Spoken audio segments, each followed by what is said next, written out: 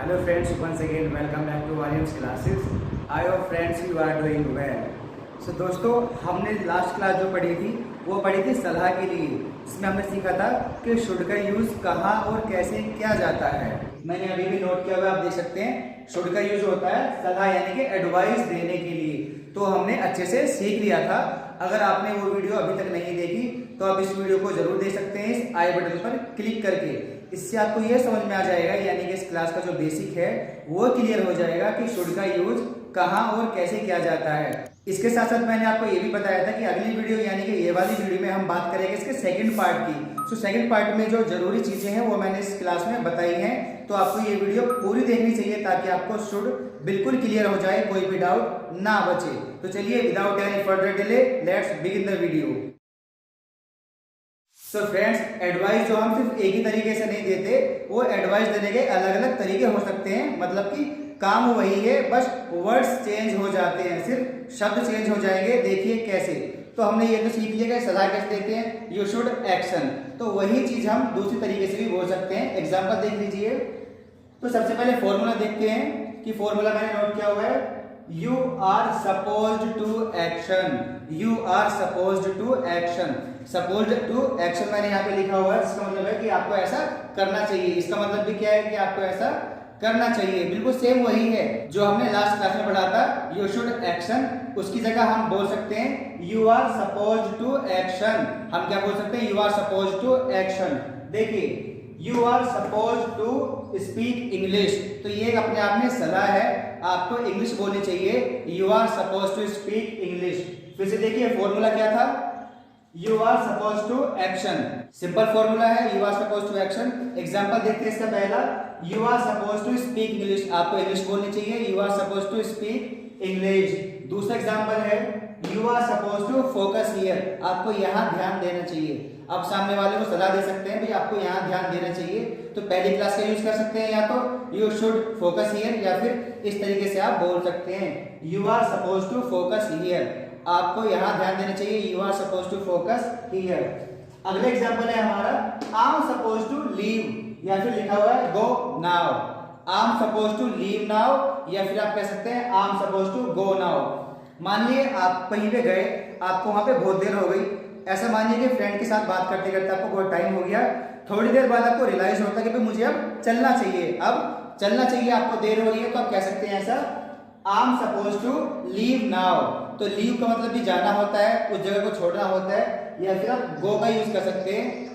तो कैसे बोलेंगे, I am supposed to leave now, या फिर I am supposed to go now.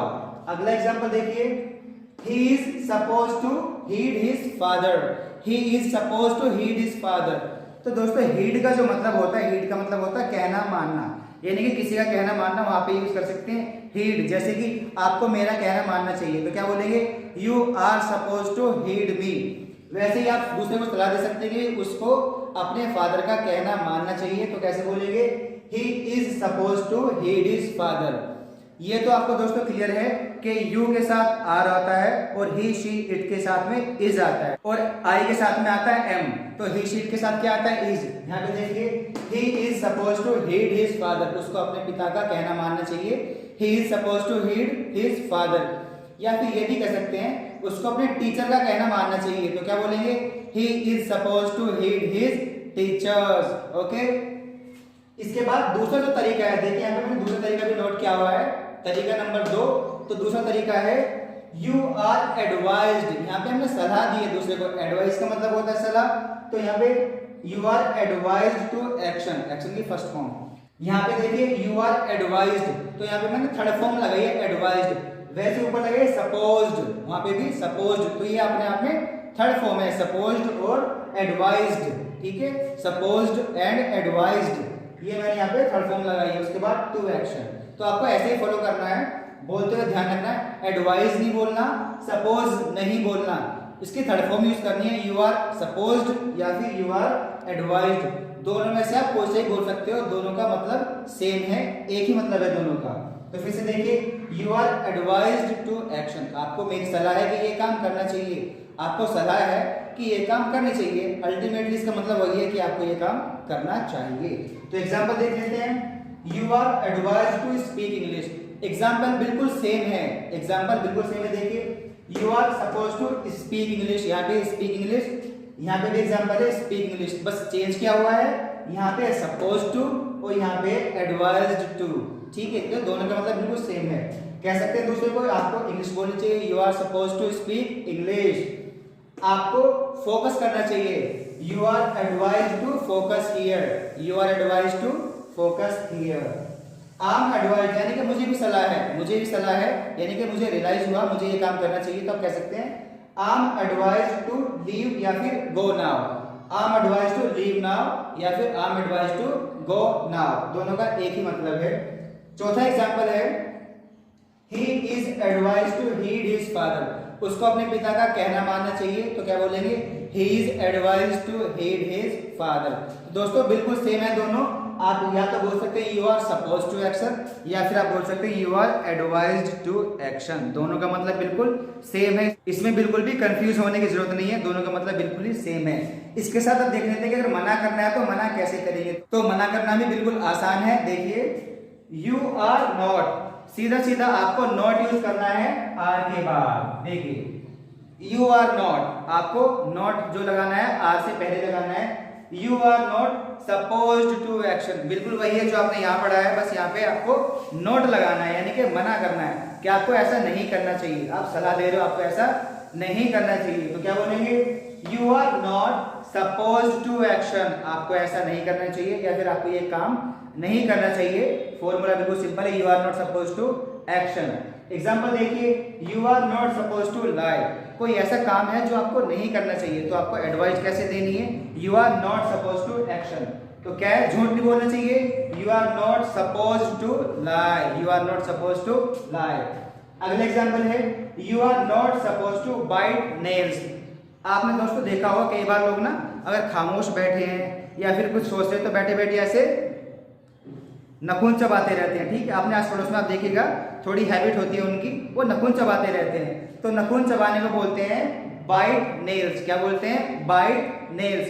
तो आप सलाह दो दूसरों को कि भाई नखून नहीं चबाने चाहिए आपको, you are not suppose to bite nails, आपको नखून नहीं चबाने चाहिए, you are not suppose to bite nails. I am not suppose to cheat, आपको रियलाइज हुआ कि यार मुझे धोखा नहीं देना चाहिए, आपको रियलाइज हुआ, एहसास हुआ कि मुझे धोखा नहीं करना चाहिए, मुझे धोखा नहीं देना चाहिए, तो क्या बोलेंगे I am not suppose to cheat, मुझे धोखा नहीं देना चाहिए, I am not suppose to cheat. अगला एग्जांपल है he is not suppose to abuse, उसको गाली नहीं देनी चाहिए, उसको गाली नहीं देनी चाहिए, गाली तो किसी को भी नहीं देनी चाहिए, लेकिन फिर भी आप एडवाइस कर सकते हैं कि भाई you are not suppose to abuse, आपको गाली नहीं देनी चाहिए, you are not suppose to abuse. फिर से देखिए एक बार, आपको झूठ नहीं बोलना चाहिए, you are not suppose to lie, आपको नेल्स नहीं चबानी चाहिए, आपको नखून नहीं चबानी चाहिए, you are not suppose to bite nails, मुझे चीट नहीं करना चाहिए, मुझे चीट नहीं करना, मुझे धोखा नहीं देना चाहिए, I am not suppose to cheat. या फिर कह सकते हैं भाई उसको धोखा नहीं देना चाहिए, तो यहाँ पे क्या हो जाएगा he is not suppose to cheat. अगला एग्जांपल है he is not suppose to abuse, उसको गाली नहीं देनी चाहिए, he is not suppose to abuse. Clear हो गया होगा आपको।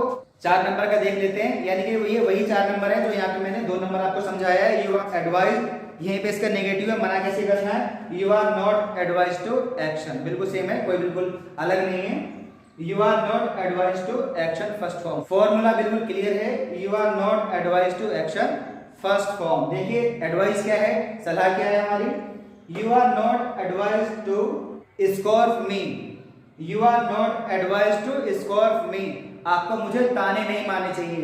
तो स्कोर्फ का मतलब होता है ताने मारना, ताने मारने को इंग्लिश में बोलते हैं स्कोर्फ या फिर टॉन्ट, टॉन्ट या फिर स्कोर्फ, दोनों का मतलब है ताने मारना। तो आप सामने वालों को कह सकते हो कि आपको मुझे ताने नहीं मारने चाहिए, you are not advise to scoff me, मुझे ताने नहीं मारने चाहिए, you are not advise to scoff me. अगला एग्जांपल देख लेते हैं कैसे मना करना है, you are not advise to do down others, you are not advise to do down others, बहुत ही इंपॉर्टेंट एक्शन है। डू डाउन अदर का मतलब होता है दूसरों को नीचा दिखाना। कुछ लोगों की आदत होती है कि अपने आप को अच्छा बताते हैं, अपने आप को बहुत बढ़िया बताते हैं और सामने वाले को नीचा दिखा दे कि तू तो बेकार है, तेरे को ये नहीं आता, तू बहुत गरीब है, तू बहुत फकीर है, तू ये है वो है, तो सामने वाले को नीचा दिखाते हैं, तो उसको बोलते हैं नीचा दिखाने को डू डाउन अदर, एक्शन है डू डाउन अदर, यानी कि दूसरों को नीचा दिखाना। तो एडवाइस दो, सामने वाले को सलाह दो कि आपको दूसरे को नीचा नहीं दिखाना चाहिए। कैसे सलाह देंगे? You are not advise to do down others, आपको दूसरों को नीचा नहीं दिखाना चाहिए। You are not advise to do down other. तो ये जो एग्जाम्पल है हाइड द ट्रूथ, इस एक्शन का मतलब है सच छुपाना। हाइड मीन्स होता है छुपाना, ट्रूथ का मतलब होता है सच, तो मतलब है सच को छुपाना। मुझे सच नहीं छुपाना चाहिए, मतलब कोई ऐसी चीज है जो मैं जानता हूँ और वो मुझे किसी को बता देनी चाहिए। मान लीजिए मुझे मेरे पेरेंट्स को कोई बात बतानी चाहिए लेकिन मैं छुपा रहा हूँ, तो मुझे रियलाइज हुआ, तो मुझे सलाह क्या है खुद की कि I am not suppose to hide the truth, मुझे सच नहीं छुपाना चाहिए। I am not suppose to hide the truth, तो हाइड द ट्रूथ का मतलब होता है सच को छुपाना। लास्ट एग्जांपल है हमारा, he is not advised to drop his studies, he is not suppose to drop, देखिए drop his studies, drop his studies का मतलब है उसको अपनी पढ़ाई नहीं छोड़नी चाहिए। मान लीजिए कोई है आपका फ्रेंड, आपका भाई, आपकी सिस्टर, कोई भी है, उसने बताया कि अब वो अपनी पढ़ाई छोड़ रहा है, वो आगे नहीं पढ़ाई करेगा, तो आप किसी के बारे में डिस्कस कर रहे हैं और आपने सलाह दी कि भाई मेरी सलाह तो ये है उसको अपनी पढ़ाई छोड़नी नहीं चाहिए। तो ड्रॉप स्टडीज का मतलब होता है पढ़ाई को छोड़ देना। तो he is not advised to drop his studies, उसको अपनी स्टडीज, उसको अपनी पढ़ाई नहीं छोड़नी चाहिए। तो कैसे बोलेंगे? He is not advised to drop his studies. तो देखा आपने दोस्तों किस तरह से आपको नई तरीके से ना सलाह देनी है, नई तरीके से। You are suppose to action, you are advised to action, और यहीं पे अगर मना करना है तो you are not suppose to action, you are not advised to action. यहाँ पे नोट लगाते हुए या फिर नोट बोलते हुए आपको ध्यान देना है कि आर के बाद में नोट लगाना है, और अगर इज है तो इस के बाद में नोट लगाना है, एम है तो एम के बाद में नोट लगाना है। चाहे आपको बोलना है you are not advised to action या you are not suppose to action, मतलब दोनों का सेम है, दोनों का एक ही मीनिंग होता है। तो उम्मीद करता हूं दोस्तों आपको समझ में आया होगा। इसका आप चाहे तो स्क्रीनशॉट भी ले सकते हैं ताकि आपको काम दे, इंपॉर्टेंट चीज है, इसका आप स्क्रीनशॉट ले सकते हैं। इसी के साथ दोस्तों एक छोटी सी चीज और है जो अक्सर बोली तो जरूर जाती है, मतलब इंग्लिश में है तो बोली जाती है लेकिन बहुत कम उसका इस्तेमाल किया जाता है, वो है you ought to action. You ought, तो ये यू ऑट टू एक्शन का मतलब है, इसका मतलब भी सलाह है, इसका मतलब भी एडवाइस है कि आपको ये काम करना चाहिए, यू ऑट टू एक्शन। लेकिन ये बहुत ही कम सुनने को मिलता है। क्या रीजन है? रीजन इज दैट कि ऐसे कामों के लिए यूज होता है जो बहुत ही मॉरल काम होते हैं। जैसे कि मान लीजिए आपको अपने देश की सेवा करनी चाहिए, आपको अपने देश की सेवा करनी चाहिए, तो यहाँ पे हम यूज करेंगे ऑट का। You ought to serve your country, यहाँ पे मैंने एग्जाम्पल लिखा हुआ है you ought to respect your country, आपको अपने देश का सम्मान करना चाहिए, तो क्या बोलेंगे? You ought to respect your country. या अपने देश की सेवा करनी चाहिए तो बोलेंगे you ought to serve your country. तो ऐसे बहुत ही मॉरल कार्य होते हैं, जैसे मान लीजिए तिरंगे झंडे का सम्मान करना चाहिए, आपको तिरंगे झंडे का सम्मान करना चाहिए, तो क्या बोलेंगे? You ought to respect tricolour. तो दोस्तों झंडे को बोलते हैं, जो तिरंगा झंडा है हमारा इंडिया का तिरंगा झंडा, उसको बोलते हैं ट्राई कलर। ट्राई कलर का मतलब होता है तिरंगा झंडा। तो झंडे को तो वैसे फ्लैग बोलते हैं, झंडे का मतलब होता है सिर्फ फ्लैग, बट तिरंगे झंडे को बोलते हैं ट्राई कलर। तो क्या होता है? Tricolour. तो आपको तिरंगे झंडे का सम्मान करना चाहिए, you ought to respect tricolour. तो आपने देखा कि बहुत ही कम काम होते हैं जहाँ पे ऑट का इस्तेमाल होता है। ऑट टू जो है ये बहुत ही ओल्ड फैशन वर्ड है, इसलिए अब ये नहीं बोला जाता, आउटडेटेड है, बहुत ही कम यूज होता है, लेकिन आपको ये आना चाहिए। तो कभी अगर आपको रिक्वायरमेंट है आप बोल सकते हैं यू ऑट टू एक्शन। तो बहुत ही कम ऐसे काम है जिनके लिए यूज होता है। ओवरऑल आपको मैंने बहुत कुछ सिखाया इस वीडियो में, पिछली वीडियो में भी आपने सीखा है। तो जब भी आपको सलाह देनी हो आप बोल सकते हैं you should action, you are suppose to action, you are advise to action, या फिर एक और पढ़ाया था आपको यू मस्ट एक्शन। तो सभी का आप इस्तेमाल करके बोल सकते हो, सलाह दे सकते हो। बहुत ही मजा आने वाला आपको इंग्लिश बोलते हुए अगर आप इस तरह से दूसरों को सलाह दोगे। अब चलते चलते दोस्तों एक छोटी सी चीज और बची है, मैं वो भी आपको क्लियर कर देना चाहता हूँ, चलिए वो भी देख लेते हैं। तो दोस्तों वो जो आखिरी चीज है छोटी सी, वो यही है, आप देख सकते हैं यहाँ पे मैंने नोट किया है one should action. One should action basically ये जो है इसका यूज होता है ऐसी सलाह के लिए जब वो सलाह सभी के लिए हो, जब वो सलाह सभी के लिए दी गई हो तब हम बोलते हैं वन शुड एक्शन, तब हम बोलते हैं वन शुड एक्शन। एक्शन की फर्स्ट फॉर्म तो वन शुड एक्शन। कब बोला जाता है? जब ये सलाह सभी के लिए हो। जैसे कि सलाह सभी के लिए होती है, कुछ सलाह ना कॉमन होती है, वो काम सभी को करना चाहिए। जैसे कि वन शुड रिस्पेक्ट एल्डर्स, सबको पता है कि बड़ों का सम्मान सभी को करना चाहिए, बड़ों का सम्मान सभी को करना चाहिए।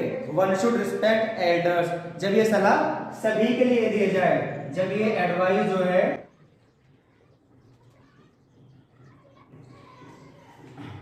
जब ये सलाह सभी के लिए दी जाए तब बोलते हैं वन शुड एक्शन। जैसे कि सभी को ट्रैफिक रूल्स फॉलो करने चाहिए। भाई जो ट्रैफिक रूल है वो हमारी सेफ्टी के लिए है, तो सभी को फॉलो करने चाहिए। तो यहाँ पे आप सलाह दे सकते हैं भाई सभी को ट्रैफिक रूल्स फॉलो करने चाहिए। तो क्या बोलेंगे? One should follow the traffic rules. आप देख सकते हो one should follow the traffic rules, traffic rules सभी को फॉलो करने चाहिए। तो क्या होगा?